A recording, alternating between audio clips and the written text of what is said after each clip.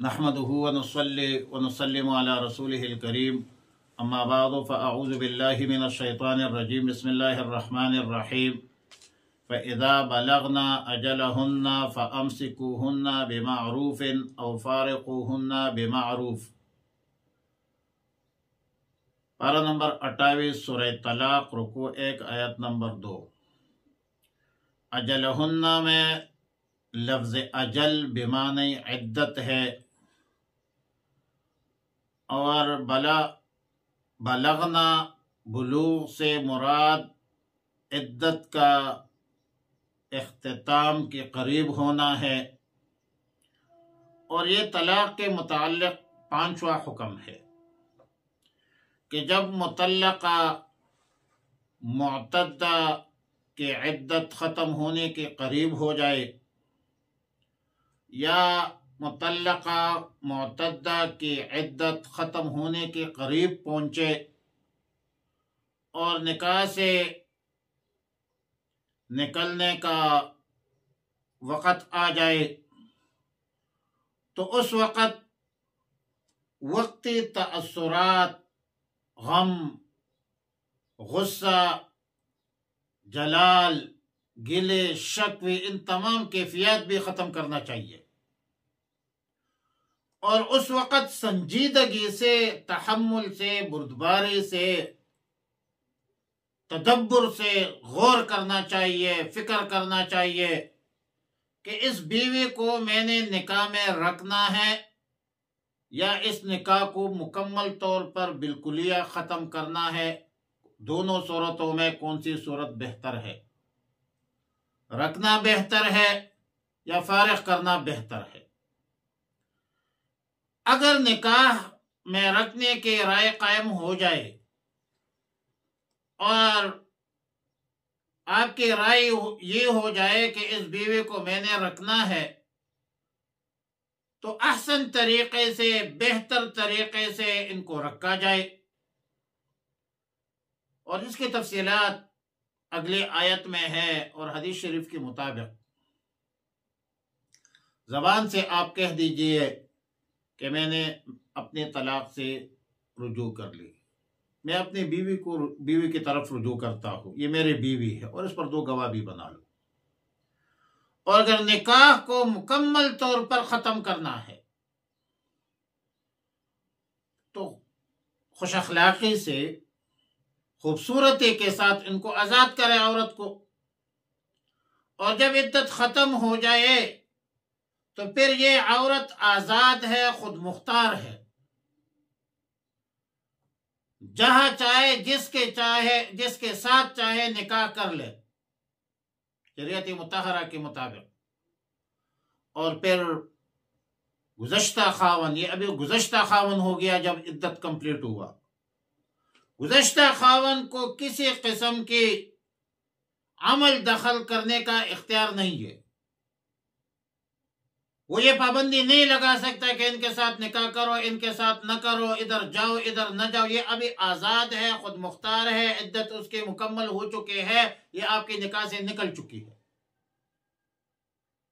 چھٹا حکم یہ ہے کہ اختتامی عدت کے وقت بیوی کو روکنے، نکاح میں رکھنے کے حوالے سے بھی بمعروف فامسکوہن بمعروف کی قید لگائی ہے، اور فارقوہن آزاد کرنے کی صورت میں بھی اللہ رب العالمین نے بمعروف کا قید لگایا ہے۔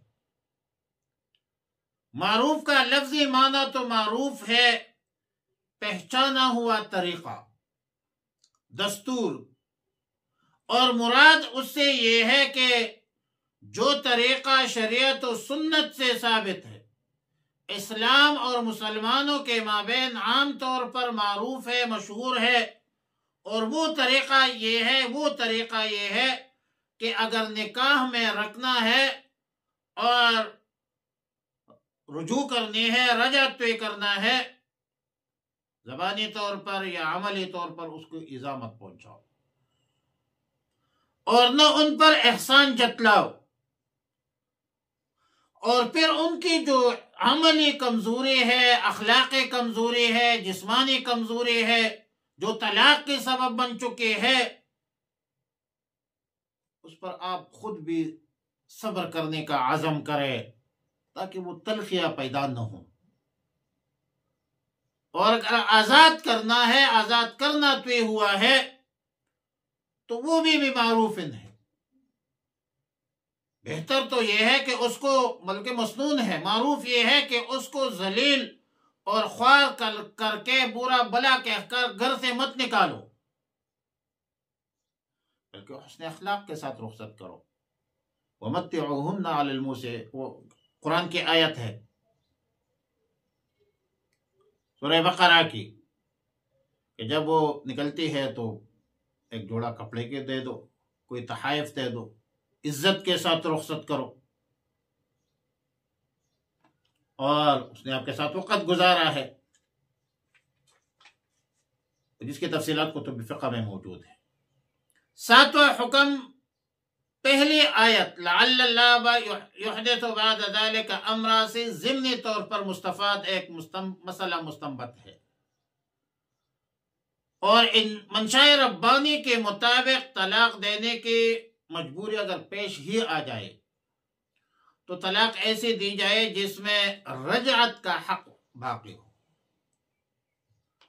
اور جب رجعت کا حق باقی ہو تو پھر رجوع کی گنجائش ہوتی ہے. مسنون طریقہ تو یہ ہے کہ 7 لفظوں میں ایک طلاق دے دو طہر میں، بغیر غیظ و غضب کے، اظہار غصہ کے. اور ساتھ یہ بھی مت کہو کہ میرے گھر سے نکلو، یہ بھی مت کہو کہ تم میرے نکاح میں باقی نہیں رہو، تم میرے نکاح میں باقی نہیں ہو، یہ بھی مت کہو کہ میرا تم سے کوئی تعلق نہیں ہے. یہ الفاظ استعمال مت کرو. شریعت مطہرہ میں یہ طلاق بائن ہے جس سے رجعت کے رجوع کی جو حق ہے وہ ختم ہو جاتی ہے. رجوع کے حق باقی نہیں رہتی جب تک مہر جدید کے ساتھ نکاح جدید نہ کرے. اور اگر زیادہ غصے میں 3 طلاق دے دی تو سورہ بقرہ کی آیت کے مطابق فَإِن طَلَّقَهَا فَلَا تَحِلُّ لَهُ مِن بَعْدُ حَتَّى تَنكِحَ زَوْجًا غَيْرَهُ. پھر تو طلاق مغلظ ہو گئی، پھر تو نکاح جدید سے بھی میاں بیوی کی حیثیت سے آپ نہیں رہ سکتے. حَتَّى تَنكِحَ زَوْجًا غَيْرَهُ. آج کل لوگ اپنا غصہ طلاق پر نکالتے ہیں، غیرتی ہے. بلکہ کچہریوں میں جو عریض نویس بیٹے ہیں وہ بھی لکھ دیتے ہیں طلاق ثلاثہ. بڑی عجیب بات ہے. 3 طلاق بیک وقت دینے پر رسول اللہ مبارک صلی اللہ علیہ وسلم نے غصے کا اظہار فرمایا ہے، ناجائز ہے. رواہ نسائی عن محمود ابن لبید رضی اللہ تعالیٰ عنہ کی روایت میں. اسی لیے 3 طلاق دینا باجماع امت حرام ہے. اور جس طرح طلاق دینا بیک وقت حرام ہے اور پوری امت کا اجماع ہے، بالکل اسی طرح اس پر بھی اجماع ہے کہ حرام ہونے کے باوجود کوئی شخص جب 3 طلاق دے دے تو آئندہ آپس میں نکاح جدید کے حوالے سے بھی ان کے مابین نکاح نہیں ہو سکتا. حرام ہے، حلال ہو نہیں سکتی 3 طلاق کے بعد. پوری امت میں صرف چند اہل حدیث ہے، چند اہل تشیع ہے کہ وہ اس کے قائل ہے کہ بھئی 3 طلاقیں دے دی تو پھر دوبارہ نکاح ایک شمار کرتے ہیں. باقی پوری امت مسلمہ، تمام مذاہب، 4 مذاہب، تمام ائمہ اس بات پر متفق ہے کہ 3 طلاق دینے کے بعد تینوں طلاق واقع ہوگی،